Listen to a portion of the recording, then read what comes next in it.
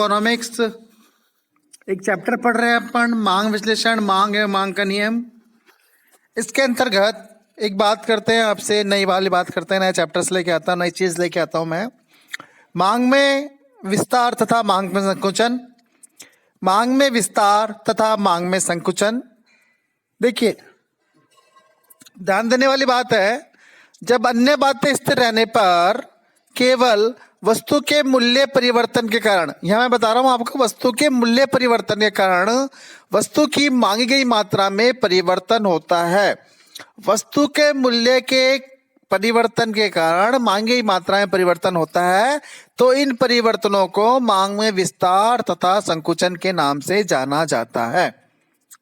मूल्य परिवर्तन के कारण जो भी परिवर्तन होता है उसे हम मांग में विस्तार तथा मांग में संकुचन के नाम से जानते हैं। वस्तु के मूल्य में कमी होने पर, उसकी मांगी गई मात्रा में वृद्धि होती है, तो इसे हम बोलेंगे मांग में विस्तार। और इसके विपरीत वस्तु के मूल्य में वृद्धि होने पर उसकी मांगी गई मात्रा में कमी होती है, तो उसे हम बोलेंगे मांग में संकुचन।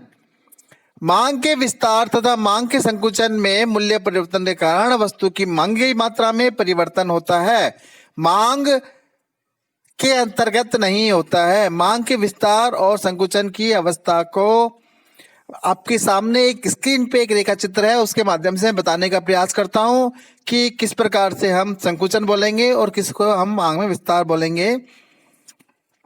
देखिए, मैंने आपको एक लाइन दे रहा हूं जिसके अंदर बिल्कुल डार्क है Q और P। 0x पर मैंने OQ को प्रदर्शित किया है, यानी कि वस्तु की मात्रा को, तथा 0y पर मैंने वस्तु के मूल्य को प्रदर्शित किया है। एक में आप देखिए, एक तरफ है Q क्वांटिटी में और AP में प्राइस के अंदर है P, तो ये मेरी बेस लाइन हो गई है। यानी जब मैं वस्तु का मूल्य OP होता है तो मेरी मांगे जाने वाली मात्रा OQ होती है, और किस बिंदु पर होती है? M बिंदु पर होती है। देखिए, मैंने क्या किया, मैंने वस्तु का मूल्य बढ़ा दिया, मैंने P से बढ़ाकर P2 कर दिया। जब वस्तु का मूल्य P से बढ़कर P2 हो जाता है, यानी वस्तु का मूल्य कितना हो गया? P से बढ़ गया, लेकिन है कितना मूल्य? ये OP2। जब वस्तु का मूल्य OP2 हो जाता है तो उसकी मांगी गई मात्रा भी घटकर Q से Q2 हो जाती है। अगर जो मात्रा बढ़ी हुई थी वो मात्रा घट जाती है मूल्य बढ़ने के परिणाम स्वरूप, तो इसे हम बोलेंगे मांग में संकुचन। और दूसरी तरफ, जब वस्तु का मूल्य P था, इसका मूल्य मैं घटा देता हूं, घटकर P1 हो जाता है, तो वस्तु की मांगी जाने वाली मात्रा बढ़कर Q से Q1 हो जाती है। अन्य शब्दों में ऐसे कह सकता हूं मैं, जब वस्तु का मूल्य OP1 था तो उसकी मांगे वाली मात्रा OQ1 हो जाती है। समझ गए आप लोग? अगर वस्तु के मूल्य में परिवर्तन हो जाता है, वस्तु का मूल्य बढ़ जाता है, तो मांगे जाने वाली मात्रा में कमी हो जाएगी, और अगर वस्तु का मूल्य घट जाता है तो मांगे जाने वाली मात्रा में वृद्धि हो जाएगी। मांग का नियम है ना। लेकिन वस्तु के मूल्य में जैसे ही हम वृद्धि करते हैं, यानी प्राइस घटाते हैं, क्वांटिटी बढ़ाते हैं, तो इसे हम विस्तार बोलेंगे, और जैसे हम प्राइस बढ़ाते हैं और क्वांटिटी घटाते हैं तो इसे हम संकुचन बोलेंगे। आपके रेखा चित्र में आपको स्पष्ट रूप से समझ में आ गया होगा। अगली बात करते हैं मांग में विस्तार, मांग में वृद्धि अथवा मांग में कमी।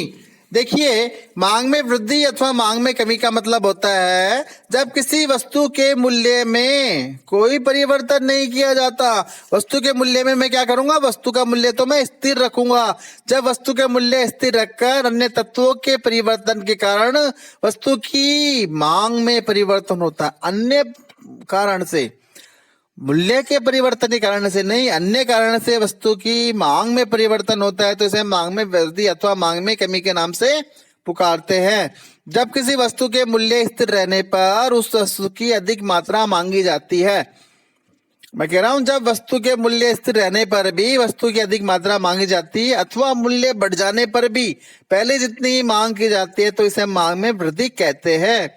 मांग में वृद्धि के कारण मांग वक्र बदल जाता है। मांग वक्र क्या हो जाता है? अगला हो जाता है, बदल जाता है, तथा ये प्रारंभिक मांग वक्र के दाईं ओर खिसक जाता है। इसके लिए हम आपको दिखा रहे हैं, आपके सामने एक रेखा चित्र है, उसमें साफ साफ दिख रहा है, जहां पर मैंने बताने का प्रयास किया है कि पहला जो मांग वक्र है वो मैंने वही बताया आपको, ओ एक्स एक्स पर वस्तु की मात्रा, ओ वाई पर वस्तु का मूल्य। जब वस्तु के मूल्य P था तो मांगे जाने वाली मात्रा Q थी। अब देखिए ये DD लाइन है, DD लाइन बदल जाती है, यानी वस्तु के मूल्य के अलावा अन्य किसी कारण से मांग में परिवर्तन। अब आपके सामने निकल के आएगा कि अन्य क्या कारण होता है सर? तो अन्य कौन कौन से कारण होते हैं? देखिए, अन्य आय, रुचि, स्वभाव, फैशन में परिवर्तन हो जाता है तो ये मात्रा बदल जाती है। अगर ये आय, रुचि, फैशन अधिक अनुकूल है उसके तो मांगी जाने वाली मात्रा बढ़ जाएगी, अगर प्रतिकूल है तो मांगे जाने वाली मात्रा घट जाएगी।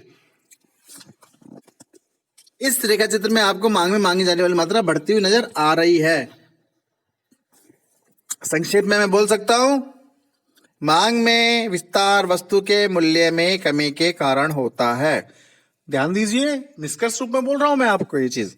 मांग में विस्तार वस्तु के मूल्य में कमी के कारण होता है और मांग में संकुचन वस्तु के मूल्य में वृद्धि के कारण होता है। क्लियर कट है?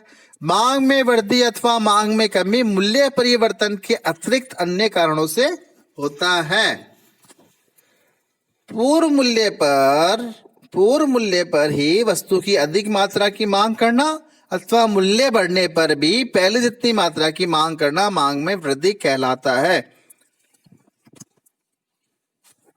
पूर्व मूल्य पर वस्तु की कम मात्रा की मांग करना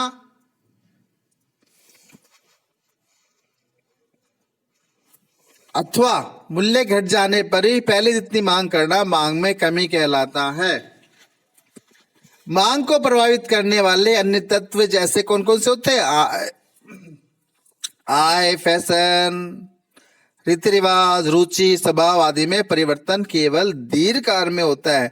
अतः मांग में वृद्धि अथवा कमी केवल मांग में दीर्घकाल में ही महत्वपूर्ण होता है। मांग में परिवर्तन जो होता है ना, समझ रहे हैं आप, दीर्घकाल में ही होता है मांग में वृद्धि अथवा कमी। अतः मांग में वृद्धि अथवा कमी केवल दीर्घकाल में ही होती है। जब वस्तु के मूल्य में अल्पकाल में परिवर्तन होते हैं तो हम उसे बोलेंगे मांग में विस्तार अथवा संकुचन। तो मांग में विस्तार और संकुचन कब होता है? केवल अल्पकाल में। और मांग में जो वृद्धि अथवा कमी होती है वो कब होती है? वो होती है केवल दीर्घकाल में। धन्यवाद, आज के लिए इतना काफी। मैं डॉक्टर विजय कुमार, राजकीय महिला महाविद्यालय शाहपुरा।